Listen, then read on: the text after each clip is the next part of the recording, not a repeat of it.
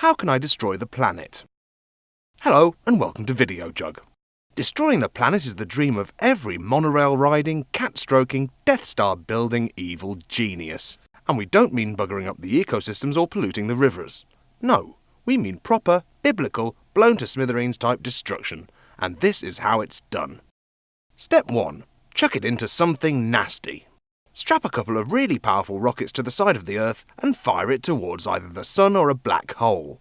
We'd recommend the Sun because the nearest black hole is 1600 light years away, whereas the Sun's a mere 8 seconds away at light speed, and even if you miss it, then the Earth will probably be locked onto a suicidally close orbit and fried.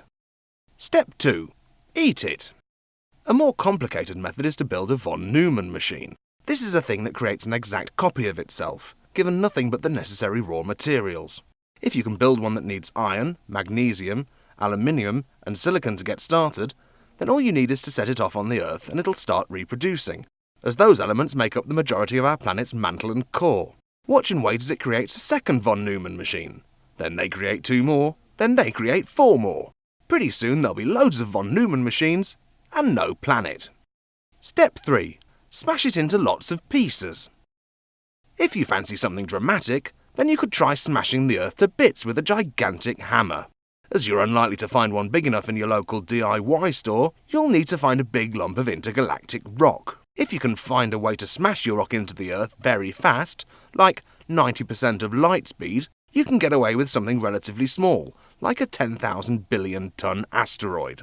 If you're not confident of being able to swing your intergalactic hammer that fast, then you'll need something a bit bigger, like Mars. Step 4. Blow it up. The old favourite for evil geniuses everywhere.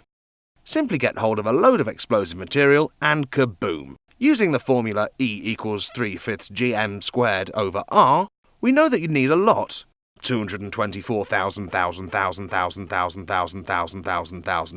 joules of energy to do away with the Earth. It takes the Sun a week to produce that much, so you need to forget about the dynamite and move on to the most explosive substance possible, antimatter.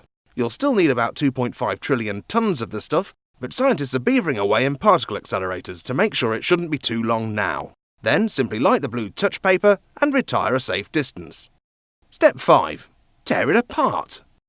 Theoretically, this is the easiest, as the technology is in use now. All you need to do is dig up the Earth, a chunk at a time, stick the bits in the space shuttle and go up for some extraterrestrial fly tipping. The only problem is that a shuttle carries about 2 tons at a time, and the Earth weighs 6 sextillion tons. To give you an idea of how much work that is, imagine 1,000 space shuttles taking off every second of every day. It's still going to take 8.3 billion years to get rid of the Earth. So you'd best get started.